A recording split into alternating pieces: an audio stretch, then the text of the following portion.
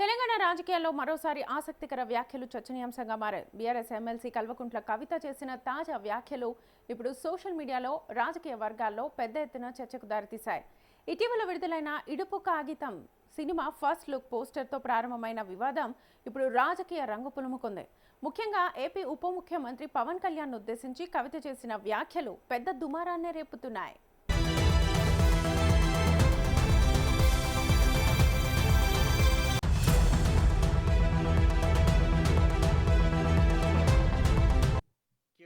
ఇటీవల ప్రియదర్శి, నాగదుర్గ ప్రధాన పాత్రలో తెరకెక్కుతున్న ఇడుపు కాగితం సినిమా ఫస్ట్ లుక్ విడుదలైంది.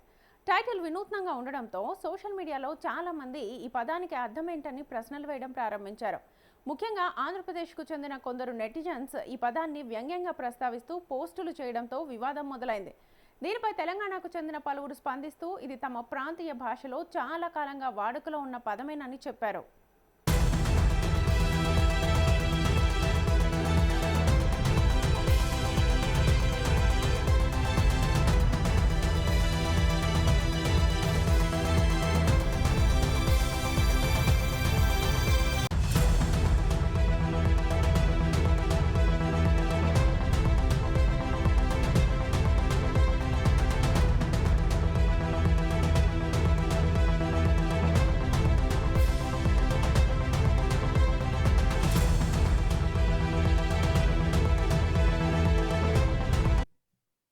ఈ వివాదంపై స్పందించిన కల్వకుంట్ల కవిత తెలంగాణ భాషను ఎగతాళి చేయడం సరైన పద్ధతి కాదని స్పష్టం చేశారు. ప్రతి ప్రాంతానికి ప్రత్యేకమైన భాషా సంస్కృతి ఉంటుందని, వాటిని పరస్పరం గౌరవించుకోవాలని ఆమె సూచించారు.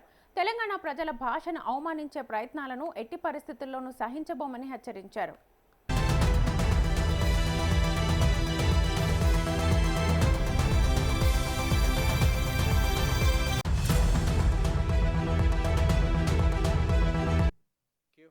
అయితే ఈ సందర్భంగా పవన్ కళ్యాణ్ ను ప్రస్తావిస్తూ కవిత చేసిన వ్యాఖ్యలే ఇప్పుడు హాట్ టాపిక్ గా మారాయి. ఇడుపు కాగితం అంటే ఏమిటో తెలుసుకోవాలంటే పవన్ కళ్యాణ్ అడగండి. ఆయనకు ఈ పదం అర్థం బాగా తెలుసు, ఆయన సరైన వివరణ ఇస్తారంటూ వ్యంగ్య వ్యాఖ్యలు చేశారు.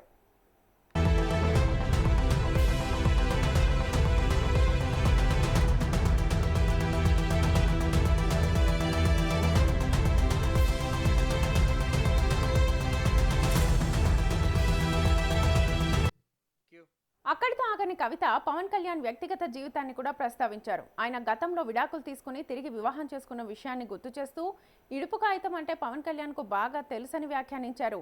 ఈ వ్యాఖ్యలు ఇప్పుడు సోషల్ మీడియాలో వైరల్ గా మారాయి. సినిమా పేరేంటిది? ఇడుపు కాగితం అనే పేరు పెట్టి, ఇడుపు కాగితం అంటే ఏందో అర్థమైతలేదట. దాని మీద ట్రోలింగ్ చేస్తున్నారు. నేను ఒకటే మాట అడుగుతా ఉన్నా, ఇడుపు కాగితం అంటే అర్థమైతలేదని కొంతమంది ఏదైతే మాట్లాడుతున్నారో, పోయి సినిమా యాక్టర్ పవన్ కళ్యాణ్ ఉన్నాడు, ఆయన అడుగురి, అర్థమైందో చెప్తాడు. ఆయనకు బాగా తెలుసు దాని అర్థం, వాడి ఖచ్చితంగా చెప్తాడు. మా భాష మీద అవహేళన చేసినందుకే ఇలా రాష్ట్రం వచ్చింది. ఇంకొకసారి అటువంటి వెకిలి ప్రయత్నం చేయకండి. ఒకరి భాషను ఒకరం గౌరవించుకుందాం, ఒకరి సంస్కృతిని ఒకరు గౌరవించుకుందాం, అందరం కలిసి ఉందాం. కానీ ఇటువంటి ప్రయత్నాలు చేసి మళ్ళీ ఒకసారి తెలంగాణని అవమానపరుస్తాం, మా భాషని కించపరుస్తాం అంటే మాత్రం చూస్తూ ఊరుకునేది ఉండదు. ఇక్కడ జరుగుతున్నది ఏంటి? ఇవాళ తెలంగాణ భాషను కించపరిచినా కూడా కాంగ్రెస్ పార్టీ ఏం మాట్లాడదు. ఎందుకంటే రేవంత్ రెడ్డి గారికి తెలంగాణ ఉద్యమానికి ఏం సంబంధం లేదు. బీజేపీ పార్టీ ఏం మాట్లాడదు, ఎందుకంటే వాళ్ళకి దేశంలో ఉన్న ఇష్యూలు తప్ప తెలంగాణ గురించి పట్టలేదు. బీఆర్ఎస్ పార్టీ ఏం మాట్లాడదు. ఎందుకు మాట్లాడదు బీఆర్ఎస్ పార్టీ అంటే, అందులో ఒక గుంటనక్క ఉంటాడు. ఆయన పరిస్థితి ఏంటంటే మొత్తం ఆంధ్రోలతోని వ్యాపారాలు. ఇయాలటికి కూడా నేను ఛాలెంజ్ చేసి చెప్తున్నా, ఏదైతే మనం ఫీజులు తక్కువ వేస్తలేరని కార్పొరేట్ విద్యా సంస్థలు వచ్చి మనల్ని దోపిడీ చేస్తున్నాయని చెప్తున్నామో, ఆ నారాయణకు, చైతన్యకు మొత్తం కూడా ఈ గుంటనక్కనే పాలు వస్తాడు. ఇవాళకి కూడా కంప్లీట్గా పాల వ్యాపారం ఉన్నది. నేను ఇవాళ తెలంగాణ ముఖ్యమంత్రి గారిని డిమాండ్ చేస్తూ ఉన్నా, ఈ కార్పొరేట్ విద్యా సంస్థలకు మీరు పర్మిషన్ ఇచ్చే ముందు ఒక రూల్ పెట్టండి. ఏంటిది? మీరు పాల్గొనేది ఉంటే విజయ డైరీ నుండి కొనండి, పాల్గొనేది ఉంటే కరీంనగర్ డైరీ నుండి కొనండి, ముల్కనూరు డైరీ నుండి కొనండి, లేదా మదర్ డైరీ నుండి కొనండి. వీటి వల్ల మన పాల రైతులకు లాభం జరుగుతుంది. కానీ ప్రైవేట్ వ్యక్తుల దగ్గర కొనడంతో ప్రైవేట్ సంస్థలకు లాభం అయితే తప్పితే ఇంకోటి కాదు. ఖచ్చితంగా పెద్ద హాస్పిటల్స్ ఉన్నాయి, యశోద ఉన్నది, కిమ్స్ ఉన్నాయి, వీళ్ళందరూ కూడా విజయ డైరీ దగ్గరనే పాల్గొనాలని ఒక జీవో తీసుకురండి. ఎందుకంటే ముఖ్యమంత్రి మేము మొన్నటి నుంచి అడుగుతున్నాం, ఫీజులు నియంత్రించండి, ఫీజులు తగ్గించండి అంటే ఇంతవరకు ఆయన మాట్లాడతలేడు. కాబట్టి నారాయణ చైతన్య ఈ హాస్పిటల్స్ ఈ మల్లారెడ్డి యూనివర్సిటీలు వేల మంది స్టూడెంట్స్ ఉన్నటువంటి అందరూ కూడా విజయ డైరీ దగ్గర పాల్గొనాలనే ఆర్డర్ తేవాలని చెప్పి ముఖ్యమంత్రి గారిని నేను డిమాండ్ చేస్తున్నాను. ఎందుకు ఈ మాట అంటున్నామంటే ఇలా నారాయణ చైతన్య కాలేజ్ ఉంటే వేల మంది బట్టలు ఉతుకుతారు. ఆర్డర్ మాత్రం ఇక్కడ మన రజక సొసైటీలకు రావు, రజక సోదరులకు రావు. వాళ్ళు హెయిర్ కటింగ్ చేస్తారు వేల మంది పిల్లలకు. మన నాయి బ్రాహ్మణ సోదరులకు ఒక్క ఆర్డర్ కూడా రాదు. బోలెడన్ని వేలాది కుర్చీలు కొంటారు, ఒక్క ఆర్డర్ కూడా మన విశ్వకర్మలకు సోదరులకు రాదు. అంటే ఇక్కడ పెడతారు విద్యా సంస్థలు, ఇక్కడ పైసలు సంపాదిస్తారు, మరి ఇక్కడ వాళ్ళకి మాత్రం లాభం లేదు. టీచర్లు కూడా ఇవాళ 80% బయట నుంచి తీసుకొస్తా ఉన్నారు. అది కుదరదు. కేరళ నుంచి, ఆంధ్ర నుంచి, అక్కడిక్కడ నుంచి తీసుకొచ్చి టీచర్ జాబ్లు ఇస్తున్నారు. ఇప్పుడు నార్త్ ఇండియా స్కూళ్ళు వచ్చినాయి, వాళ్ళు నార్త్ ఇండియా నుంచి బాత్రూమ్లు కడిగేటోళ్ళు కూడా తెచ్చుకుంటున్నారు. మరి ఇక లోకల్ వాడు ఏం చేయాలి చెప్పండి?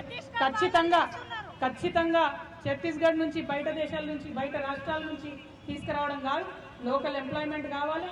మన యొక్క లోకల్స్ యొక్క హక్కుల పరిరక్షణ కోసమే టీఆర్ఎస్ పార్టీ పనిచేస్తుంది. కాబట్టి మేము గల్లా ఎగిరేసి చెప్తున్నాం, ఈ అనకొండలు ఏవైతే ఉన్నాయో, ఏ అనకొండలైతే మన తెలంగాణ ఉద్యమాన్ని అడ్డుకున్నాయో, ఏ కార్పొరేట్ శక్తులైతే ఉన్నాయో వాటికి పాలు పోషిస్తున్నదే మన గుంటనక్క. అందుకే బీఆర్ఎస్ పార్టీ వాళ్ళు ఏం మాట్లాడరు దీని మీద. తెలంగాణను తిట్టినా మాట్లాడరు, తెలంగాణ బొమ్మను మార్చినా మాట్లాడరు, ఎక్కడెక్కడో సినిమా యాక్టర్లు వచ్చి మనల్ని అవమానం చేసినా మాట్లాడరు. వాళ్ళకి ఆ సోయి లేదు. తెలంగాణ ఉద్యమంతో పేగు బంధం తెగిపోయింది. కాబట్టి అలా రక్షణ సేన నుండి ఉద్యమకారులందరినీ కోరుతా ఉన్నాం, మీకోసం ముందుండి మేము పోరాటం చేస్తాం. ఆనాడే చెప్పిన నేను, ఉద్యమకారుల మీద ఒక లాఠీ పడాలంటే నన్ను దాటుకొని రావాలి, ఉద్యమకారులకు ఒక రబ్బర్ తూటా తగలాలంటే అది నన్ను దాటుకొని రావాలి తప్పితే నీ దగ్గరికి రాదు. జూలై 2 నాడు బాజాప్తా పోదాం, భూ పోరాటం చేద్దాం, భూమిని ఆక్రమించుకుందాం, ప్రభుత్వ భూమిని. అది మీరు కష్టపడి కొట్లాడితేనే వచ్చినటువంటి భూమి ఆక్రమించుకొని ఉద్యమకారులకు పంచుకుందాం. అందరూ కూడా జూలై 2 నాడు జరిగేటటువంటి భూ పోరాటానికి తెలంగాణ వ్యాప్తంగా ఉన్న ఉద్యమకారులందరూ కూడా తరలి రావాలని కోరుతూ, మరి ఉప్పల్ అంటేనే ఉద్యమకారుల అడ్డా, ఇటువంటి అడ్డాలో జెండాలు బాతిండ్రు. ఇవాళ జెండా ఎగిరేసినాం, రేపటి నాడు ఎమ్మెల్యే కూడా ఖచ్చితంగా గెలుస్తాం. జిహెచ్ఎంసీ ఎన్నికలలో అన్ని డివిజన్లలో పోటీ చేస్తాం. అద్భుతంగా తెలంగాణ ప్రజలకు సేవ అంటే ఎట్లుంటుందో, రాజకీయ పార్టీ అంటే పని ఎట్లా చేస్తుందో తప్పకుండా చూపిస్తామని చెప్పి ఈ సందర్భంగా తెలియజేస్తూ, మరి అనేక మంది అనేక మాటలు ఇచ్చినటువంటి ఈ ప్రభుత్వాన్ని ఎండగడతాం, ప్రతి విషయంలో ఎండగడతాం. పెన్షన్ పెంచుతామన్నారు, పెంచలేదు. ఆటోలకు పైసలు ఇస్తామన్నారు, ఇయ్యలేదు. 2 లక్షల ఉద్యోగాలు ఇస్తామన్నారు, ఇయ్యలేరు. తులం బంగారం ఇస్తామన్నారు, ఇయ్యలేదు. మరి ఇవన్నిటిని కూడా మాట్లాడతాం. మా అక్క చెప్తుంది పింఛన్ వస్తలేదని, పింఛన్ గురించి కూడా ఖచ్చితంగా మాట్లాడతామా. Thank you. జై తెలంగాణ, జై తెలంగాణ.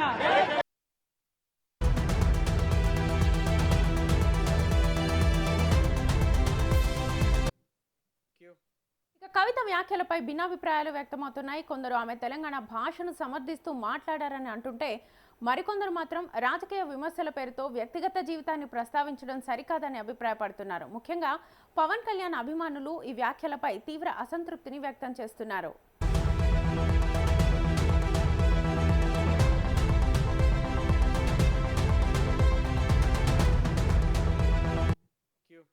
ఈ సందర్భంగా ఇడుపు కాగితం అనే పదానికి అసలు అర్థం ఏంటనే చర్చ కూడా మళ్లీ తెర మీదకి వచ్చింది.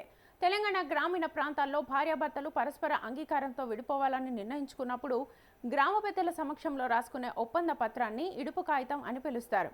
ఇది కోర్టు ద్వారా జరిగే చట్టపరమైన విడాకుల ప్రక్రియ కాదు, గ్రామీణ సంప్రదాయంలో అనుసరించే ఒక సామాజిక ఒప్పందం.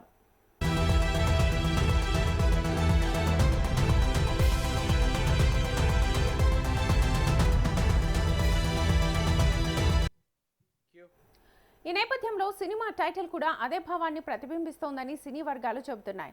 దర్శకుడు దొండపాటి వంశీరెడ్డి తెరకెక్కిస్తున్న ఈ చిత్రం గ్రామీణ నేపథ్యంలో సాగే భావోద్వేగ కథగా రూపొందుతోంది. టైటిల్ కొత్తగా ఉండడంతో ప్రేక్షకుల్లో ఆసక్తి నెలకొంది. కానీ అదే టైటిల్ ఇప్పుడు రాజకీయ చర్చకు కారణమైంది.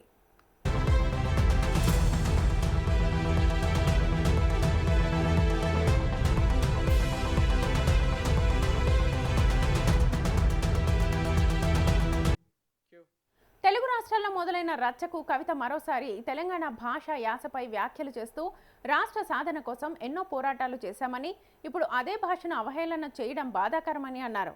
తెలంగాణ సంస్కృతి భాషలను కించపరిచే ప్రయత్నాలు ఎవరు చేసినా ప్రజలు సహించరని ఆమె స్పష్టం చేశారు.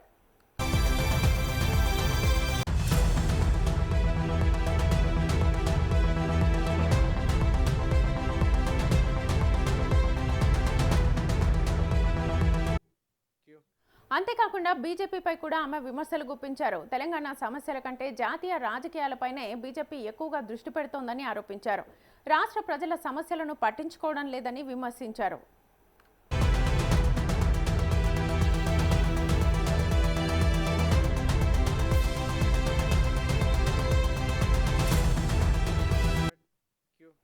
మరోవైపు సోషల్ మీడియాలో మాత్రం ఈ అంశంపై చర్చలు ఇంకా కొనసాగుతూనే ఉన్నాయి.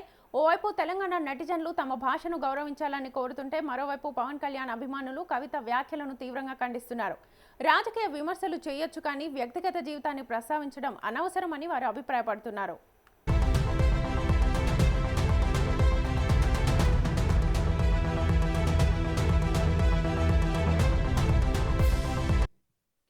మరోవైపు ఇడుపు కాగితం వివాదంపై మరోసారి గులాబీ బాస్ తెరమీదికొచ్చారు.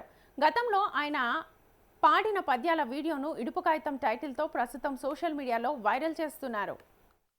సుమారుగా ఒక 2 నుంచి 3,000 పద్యాలు కంటతా వచ్చి అంత గొప్పగా మధ్యరాత్రి లేవి చదువురా ఒకటి మన చరిత్ర లాంటి చదవడమే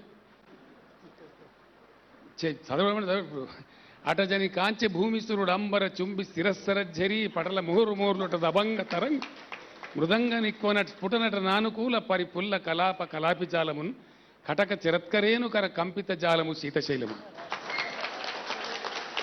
అంటే తడుముకోకుండా పారిజాతపరణ పద్యం చెప్పి నన్ను బాబా దియ్యదాసుని మనంబున నెయ్యపు కిన్కబోని తాచినయ అది నీకు మన్ననయ చెల్వగు నీపద పల్లవంబు మత్తనుపుల కాగ్రకంటక వితానము దాకిన నొచ్చునంచు నేననియద అల్కమానవు గదా ఇకనైనా రాలకుంతల.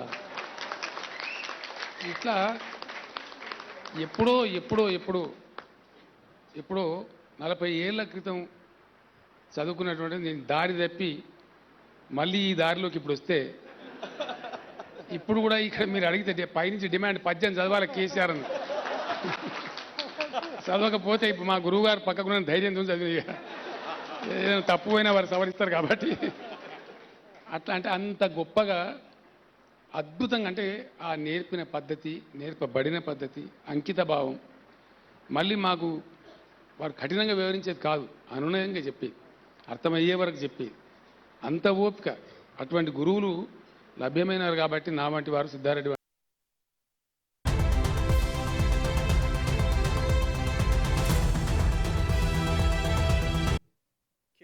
సినిమా టైటిల్తో మొదలైన ఈ వివాదం ఇప్పుడు భాష, సంస్కృతి, ప్రాంతీయ గౌరవం, రాజకీయ విమర్శలు, వ్యక్తిగత వ్యాఖ్యలు వంటి అనేక అంశాలపై పెద్ద చర్చకు దారితీసింది.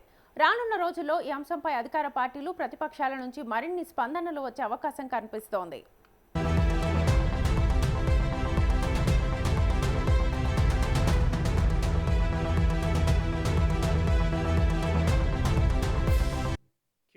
ఇక ఇడుపు కాగితం సినిమా విడుదలకు ముందే ఇంతటి ప్రచారం రావడం చిత్ర బృందానికి కలిసొచ్చే అంశంగా మారిందని సినీ విశ్లేషకులు భావిస్తున్నారు. టైటిల్ చుట్టూ నెలకొన్న చర్చ సినిమా మీద ప్రేక్షకుల్లో మరింత ఆసక్తిని పెంచుతోంది.